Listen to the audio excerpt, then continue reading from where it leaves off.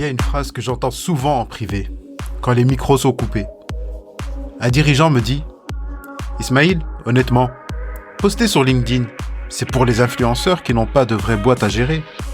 Moi, j'ai du travail. Je comprends cette réticence. Quand on est patron, on a peur de passer pour celui qui se regarde le nombril. On a peur du vanity metric. Ces likes qui flattent l'ego mais qui ne payent pas les factures. Sauf que si je vous disais que le profil LinkedIn de votre PDG a 10 fois plus de chances commerciales que la page de votre entreprise. Si je vous disais que 45% des décisions d'achat B2B naissent aujourd'hui d'un contenu personnel et non d'une brochure corporate. Bienvenue dans Digital Architect. Je suis Ismail. Aujourd'hui, on va briser un tabou. On va voir si le personal branding est une perte de temps pour narcissique ou si c'est l'actif le plus sous-coté de votre bilan comptable. Et je vais vous donner la méthode exacte pour construire une aura d'expert en 20 minutes par semaine, même si vous détestez vous mettre en avant. Vous êtes prêts ? Alors on y va.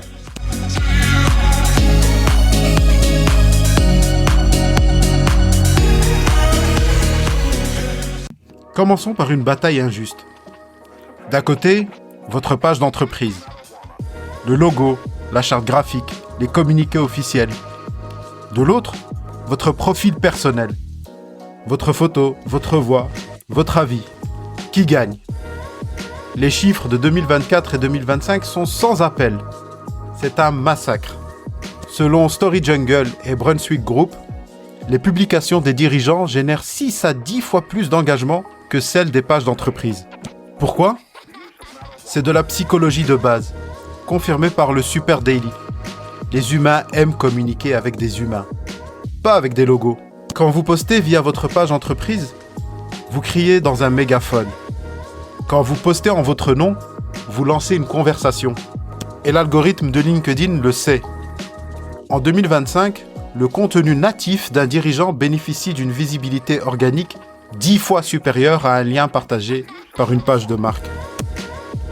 Mais attention, on ne parle pas juste de vues ou de likes, on parle de business. Digimind a sorti une stat cruciale. 45,6% des décideurs B2B affirment avoir découvert un contenu sur LinkedIn qui a mené directement à un achat. C'est énorme. C'est presque la moitié du marché. Si vous n'êtes pas visible, incarné, c'est votre concurrent. Celui qui peut être moins bon techniquement, mais plus visible humainement qui prend le marché. Alors, pourquoi le personal branding est-il devenu le levier numéro 1 en B2B ? Parce que la confiance a changé de camp. Aujourd'hui, on n'achète plus une solution. On achète l'expert qui a conçu la solution. Regardez les limites de votre page entreprise. Elle est passive. Elle ne peut pas envoyer de demande de connexion. Elle attend qu'on vienne à elle. Ou elle paye de la pub très cher. Votre profil personnel, lui, est actif. C'est un outil de social selling. Vous pouvez vous connecter proactivement à vos 50 prospects idéaux. Vous pouvez commenter leurs posts. Vous pouvez créer une relation one-to-one, avant même de parler de contrat. Une étude de Platea de 2025 a analysé une PME qui a transformé ses dirigeants au personal branding. Résultat, après 6 mois, plus 150% de visibilité pour la marque globale. Et surtout, plus 30% d'opportunités commerciales entrantes, en inbound. Le téléphone sonne plus souvent, et les prospects sont déjà préchauffés. Ils ont l'impression de vous connaître. La vente ne commence pas à la première réunion. Elle a commencé 3 mois avant, quand ils ont lu votre analyse sur le marché. Je vous entends d'ici. Ismail, c'est bien beau, mais je n'ai pas le temps de devenir influenceur. Et vous avez raison. Votre job, c'est de diriger, pas de scroller. Mais regardons ce qui se passe aux US. Plus 35% de cadres actifs. Et au Royaume-Uni, plus 30%. Les dirigeants s'y mettent, car ils ont compris qu'on peut le faire avec une efficience redoutable. Voici la stratégie Minimum Viable. Pour construire une autorité en 20 minutes par semaine, pas besoin de danser sur TikTok, juste de la stratégie. Étape numéro 1, le nettoyage. Jour 1 à 3, votre profil est votre landing page. Mettez une photo pro, pas celle de votre mariage d'il y a 10 ans. Une bannière qui explique votre proposition de valeur en une phrase. Et un titre clair, pas juste CEO, mais une phrase. J'aide les, vous indiquez votre cible, à atteindre tel résultat. Étape numéro 2, l'écoute active. Jour 4 à 10. Ne postez rien. Connectez-vous avec 20 leaders de votre secteur et 20 prospects cibles. Et commentez. Mais pas des commentaires du type « super post ». Apportez de la valeur.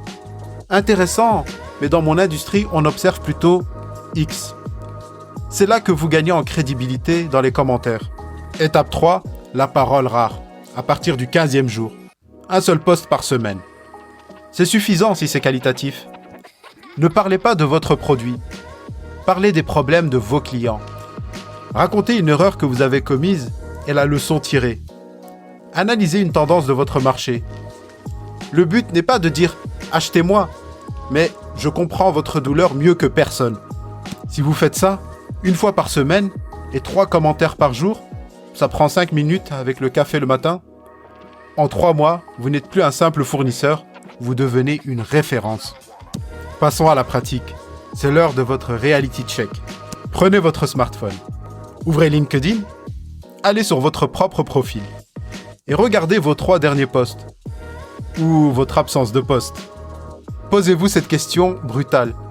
Si un prospect idéal tombe sur ce profil aujourd'hui, est-ce qu'il se dit « c'est un expert » ou est-ce qu'il se dit « c'est un vendeur » ? Si votre profil ressemble à un CV poussiéreux ou à une plaquette commerciale, vous perdez de l'argent. Votre mission cette semaine, écrivez un seul post. Ne vendez rien. Partagez juste une conviction forte sur votre métier. Une opinion qui va peut-être cliver, mais qui prouve votre expertise. Et voyez ce qui se passe. Pour conclure, le personal branding n'est pas une question d'ego. C'est une question de confiance à l'échelle. C'est la version digitale de la poignée de main ferme et du regard droit dans les yeux. Vous ne pouvez pas serrer 10 000 mains par an, mais votre contenu peut le faire pour vous. Voici le post-it mental de l'épisode. Les gens n'achètent pas ce que vous faites. Ils achètent qui vous êtes. Votre expertise est votre meilleur actif marketing. Ne la laissez pas invisible. C'était Ismail. Merci pour votre temps. Et comme chaque semaine, ne suivez pas les tendances. Maîtrisez-les. À la semaine prochaine.